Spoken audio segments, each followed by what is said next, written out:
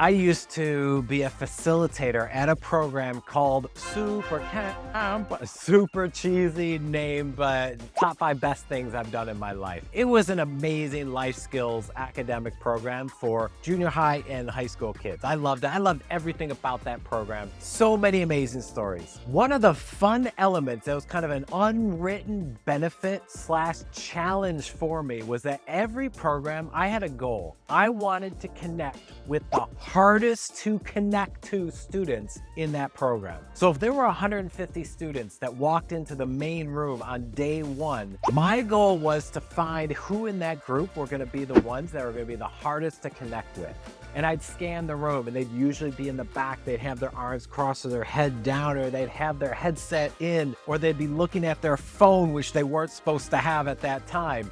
And I'd always try and find those people. Those were the ones I would hone in and try and build a relationship, because it became a bit of a challenge, because I knew as a facilitator, as a leader of that community, that if I wanted to engage that person, I had to have a relationship with that person. It is the foundational rule of the work we do. In dance floor theory, we say that the more friends you have on a dance, the more fun that dance is gonna be and the longer it's gonna last. We know that retention and engagement are directly tied to relationships. So I'm there, I'm looking around, I scan, and I see 2 teenage girls in the back who just are not having it. They're not in. So I went up and just introduced myself, and they kind of said hello. And one of my strategies to connect with people, to build rapport with people, is to kind of like scan their clothing and see if there's anything that sticks out. One of the girls was wearing a Nirvana shirt. Way too young to know what Nirvana is or be around during Nirvana, but I'm guessing she knew at least the music. So I said, "Oh, that's a cool shirt. Do you have a favorite Nirvana song?" And she mumbled something.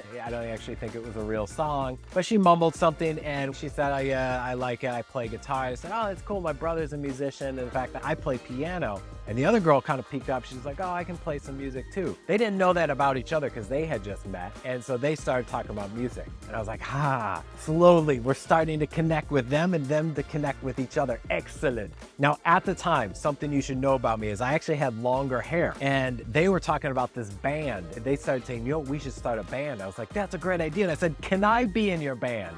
And they go, "Oh, no, it's only an all-girls band." And now, again, at the time, I had this longer hair. I am a male. And I was like, "You know what? My name is Tom, but if you call me Thomasina, can I join your band? And we'll just pretend that it's an all-girl band." They joked about this and calling me Thomasina. And I joked with them, and they agreed. And now I was in their band. And I was like, excellent. I have now gotten a foothold in the door of Rapport with these 2 teenage girls who were just not having it for the program. And then that kind of became our thing throughout the whole program. And I watched them as they started to take the headset out. They started to sit up a little bit more. They started to sit closer to the front of the stage too as the program was going on.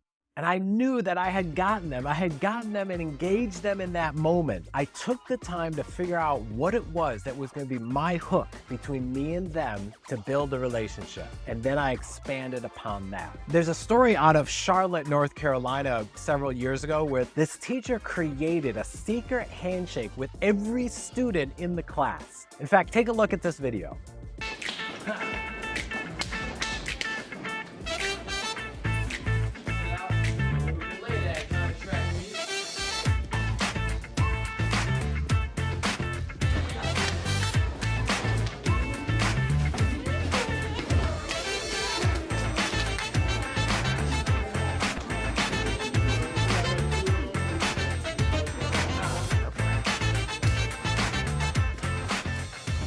So this teacher created this secret handshake with every student. Pretty amazing to see. First off, that the teacher would be able to create it. I don't think I could create 2 secret handshakes, let alone as many as this teacher did. But seeing that teacher connect with each student on that personal-to-personal level was a wow community moment for me, a wow engagement moment for me. Because now this teacher built a one-on-one connection with every student in that classroom. And fun. By greeting each person, that teacher was letting that student know, I see you. I see you in my classroom, and you and I are in this together. Those handshakes are so much more than just a hello. They're a connection, they're a bond, they're a bind between the teacher and the student, because no one else in that group knows that handshake except for the teacher and that student. What can you do? What can you do within your community, within your group, to build a one-on-one connection with each member of your community? Because those one-on-one connections will equal the rapport, which equals the relationship, which equals the influence, which equals the engagement, which equals the retention of your members in your community. And at the end of the game, our goal is to increase the engagement and the retention within our community